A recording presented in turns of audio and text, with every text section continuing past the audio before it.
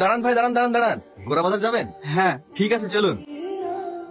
দাদা, আপনাকে তো বলেই নিয়ে আসলাম আমি একা যাব। দেখেন ম্যাডাম, আপনারা দুজন একই জায়গায় যাবেন তাই নিয়েছি। আমাকে আমার বাড়ি থেকে বলেই দিয়েছে এখনকার দিনকাল ভালো না, কোনো ছেলের আশেপাশে বসবি না।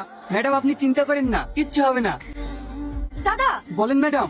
এই ছেলেটা পুরো গুন্ডার মতো দেখতে, কেমন ভাবে তাকাচ্ছে। দিনকাল ভালো না, আমার ভীষণ ভয় করছে। দেখুন, আপনি আজে বাজে কথা বলবেন না। আপনি নিজেকে কি ভাবছেন? আমি ভদ্র ঘরের ছেলে। চেহারা দেখে তো একটা ভিলেনের মতো লাগছে। কি বললেন? কিছু না। অসভ্য জানোয়ার কোথাকার। আপনি আমাকে মারছেন কেন? মারছি কেন? অসভ্য জানোয়ার, মেয়ে দেখলে গায়ে ঢলে পড়তে মন যায় না। আপনি রিক্সা থেকে নামেন। না, আমি নামবো না। নামবি না? কি ব্যাপার, তুমি এখানে? প্রশ্নটা তো আমারও। তুমি আমার পেছন পেছন চলে এসেছো। আমি কেন তোমার পিছন পিছন আসতে যাবো? এই ঘর তো আমি ভাড়া নিয়েছি। আন্টি, আন্টি, আন্টি, এসব কি হচ্ছে? এই ঘর তো আমি ভাড়া করেছি। এ আসলে কোথা থেকে? এই মেয়েটা ঘর ভাড়ার জন্য এসেছে। আমি ওকে বললাম এখানে কোনো ঘর ফাঁকা নেই, যেটা ছিল সেটা তোমাকে দিয়ে দিয়েছি। তবু একটা রাত থাকার জন্য কান্নাকাটি করছিল, তাই ওকে থাকতে বলেছি। আমি আমার রুমে কোনো মেয়ে থাকতে দেবো না। ওকে এখান থেকে চলে যেতে বলেন। তাহলে আমার আর কিছু করার নেই, তুমি এখান থেকে চলে যাও। আমি এখন এত রাতে কোথায় যাব? এখানকার তো আমি কিছুই চিনি না।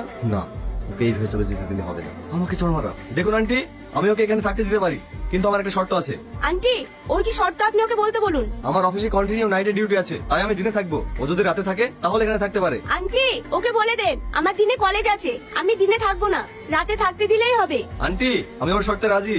তাহলে তো দুজনের মধ্যে কোনো সমস্যাই থাকলো না। যাও, তুমি ঘরে যাও। তাহলে ও অফিসে যাক, আমি ঘুমাই। আজ তো আমার আবার অফিস নেই। তাহলে কি হবে? দুজন একসাথে কিভাবে থাকবো? কেন?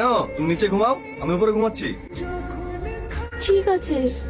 আজকে তাজা খবর, নন্দীগ্রামের একটি মেশে গভীর রাত্রে একটি মেয়েকে একা পেয়ে ধর্ষণ করে খুন করেছে একটি যুবক। মেয়েরা কোনো জায়গায় সেভ নয়। কি ব্যাপার, এত রাত্রে তুমি কোথায় যাচ্ছ? আমি এখানে শুবো না, বাইরে শুবো। কেন? খবর শুনে ভয় পেলে নাকি? না। ঠিক আছে, তুমি ভিতরে ঘুমাও, আমি বাইরে ঘুমাচ্ছি। এই মেয়েটা বিড়ালের মতো দেখতে। কি হলো? আমি বিড়ালের মতো দেখতে? না, কে বলেছে তুমি বাদরের মতো দেখতে? আন্টি, আন্টি, আরে আরে আরে, তোমরা ঝামেলা করছো কেন? ঝামেলা করবো না, আমার বেডশিটে লিখেছে আমি নাকি বিড়ালের মতো দেখতে। আমি বলতে গেলাম, এবার বলছে আমি নাকি হনুমানের মতো দেখতে। তাহলে কি বলবো বলেন? দেখো, তোমরা কিন্তু প্রত্যেকদিনই ঝামেলা করছো। এভাবে চলতে থাকলে কিন্তু আমি দুজনকে ঘর থেকে বের করে দেবো।